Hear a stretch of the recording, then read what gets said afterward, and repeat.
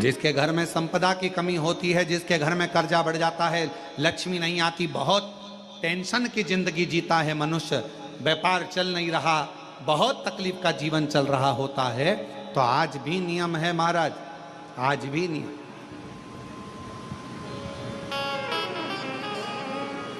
कि सोमवार, शुक्रवार, ये 2 वार ऐसे हैं, इन 2 वार को यदि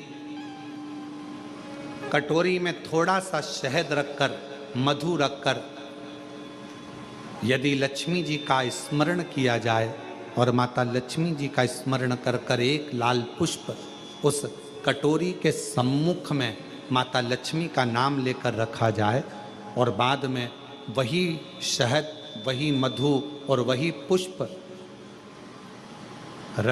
सोमवार का दिन और शुक्रवार के दिन लक्ष्मी का पूजन कर कर, स्मरण कर कर, दूसरे दिन शुक्रवार के दिन पूजन करें, शनिवार के दिन उस मधु का, उस पुष्प का विसर्जन करें, सोमवार के दिन पूजन करें लक्ष्मी जी का स्मरण कर कर, और मंगलवार के दिन अगर विसर्जन करें, 5 या 7 सोमवार या शुक्रवार को यदि आप मधु का भोग लक्ष्मी जी को लगाना प्रारंभ कर दें, शिव का नाम स्मरण कर कर, तो उसके घर में कभी संपदा की कमी नहीं होती, लक्ष्मी उस संपदा को बढ़ाती है।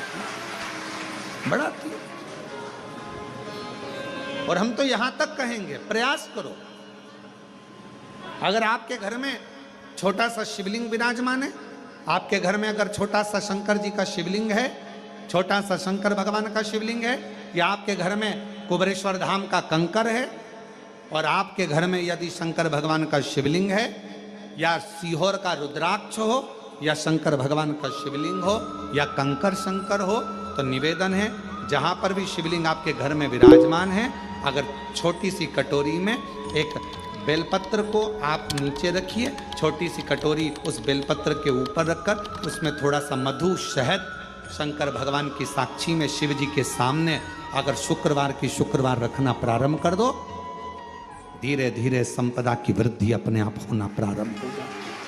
एक बूंद मधु का, शहद का यदि सामने रखा जाए, लक्ष्मी जी के भोग लगाया जाए, तो संपदा की कमी नहीं आ सकती, क्योंकि मां वर देती है। दूसरा दिन हुआ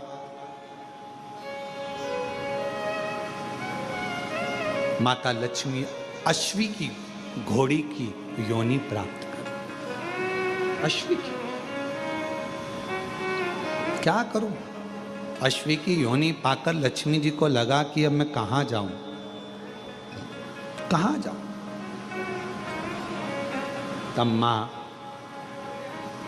पहले गंगा जी के तट पर गई, फिर यमुना जी के तट पर गई, आखिरी में मां एक सुंदर शिवालय था, शंकर भगवान का एक शिवलिंग पाषाण का रखा हुआ था, ऊपर कोई छत नहीं थी, कोई स्थान, पूरा खाली था, केवल एक शिवलिंग जैसी आकृति माता लक्ष्मी जो अश्वी की योनि, घोड़ी की जो योनि लिए हुए थी, उन्होंने सामने बिल्कुल कोई छत नहीं, केवल एक कंकर से शंकर रखा हुआ है, एक शिवलिंग रखा था, और वहां माता लक्ष्मी घोड़ी की योनि पाकर, अश्वी की योनि पाकर उस शिवलिंग के सामने बैठ गई। तब साधना, 1000 वर्ष की साधना माता लक्ष्मी ने केवल उस शिवलिंग के सामने करी। कितने वर्ष? 1000। और श्री शिवाय नमस्तु, श्री शिवाय नमस्तु। 1000 वर्ष तक माता लक्ष्मी अश्वी की योनि पाकर, घोड़ी की योनि पाकर शंकर जी की आराधना कर रही। क्यों? क्योंकि लक्ष्मी जी को मालूम है घोड़ी की योनि से अगर कोई मुक्त कर सकता है, पशु की योनि से भी अगर कोई मुक्त कर सकता है, और पशु की योनि से भी अगर कोई छुड़ा सकता है, पक्षी की योनि से कोई छुड़ा सकता है, मानव की योनि से भी अगर कोई छुड़ा सकता है और बीमारी से, दुख से, तकलीफ से, कष्ट से अगर कोई छुड़ा सकता है तो केवल एक देवाधिदेव महादेव छुड़ा सकता है, केवल एक शिव छुड़ा सकता है। लग गई तप में 1000 वर्ष तक लक्ष्मी जी अश्वी की योनि धारण कर कर, घोड़ी की योनि धारण कर कर लक्ष्मी जी शंकर के शिवलिंग के सामने बैठी तप की साधना कर, साधना।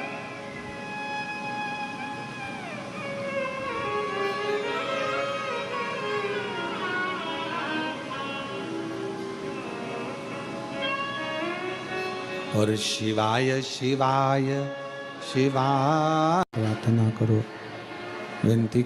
शुक्रवार का दिन तो कहोगे गुरुजी ये कथा कहाँ से निकाल के लाए हो? तो विष्णु पुराण में से आप उसको स्मरण कर सकते हो। काय में से? विष्णु पुराण में से। एक पात्र में देसी गाय का दूध, जल उसमें रखकर, और आपके यहाँ अगर लड्डू गोपाल हो, यदि आपके घर में ठाकुर जी हो, लड्डू गोपाल हो, विष्णु जी का कोई स्वरूप हो, श्री हरि का कोई स्वरूप हो, तो उस पर शुक्रवार के दिन आप संध्या के समय पर दुर्वा डालकर उस दुर्वा से अगर लक्ष्मी जी के नामों का 108 बार उच्चारण कर कर, घी का दिया लगाकर, कैसर के चावल साथ में रखकर केवल उस जल का और दूध का मात्र छींटा देते हो तो उसके घर में कभी लक्ष्मी की कमी नहीं आ सकती, संपदा बढ़ती चली जाती है।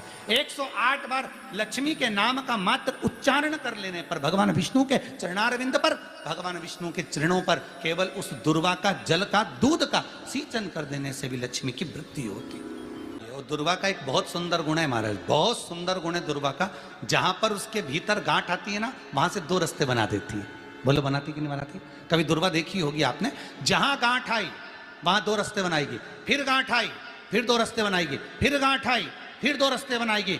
दुर्वा का क्रम ऐसा है कि हम भगवान को दुर्वा क्यों देते हैं, उसका कारण यह है कि मान लो हे परमात्मा, हे शंभु, हे गणेश, हे प्रभु नारायण, अगर मान लो मेरा एक रास्ता चलते चलते गांठ पड़ जाए, एक रास्ता मेरा बंद हो जाए, तो वहां से मेरे दूसरे रास्ते खोल देना। इसलिए दुर्वा भगवान को समर्पित करी जाती है। दुर्वा को समर्पित करने का क्रम ही यही है कि मेरे मार्ग खुल जाए, मेरी राह खुल जाए, मेरा मार्ग चारों तरफ खुलता चला। दुर्वा नीचे की ओर चलते चलते मार्ग खोलती चली जाती। बाबा देवाधिदेव महादेव ने माता पार्वती जी को वर्ण कर ही लिया,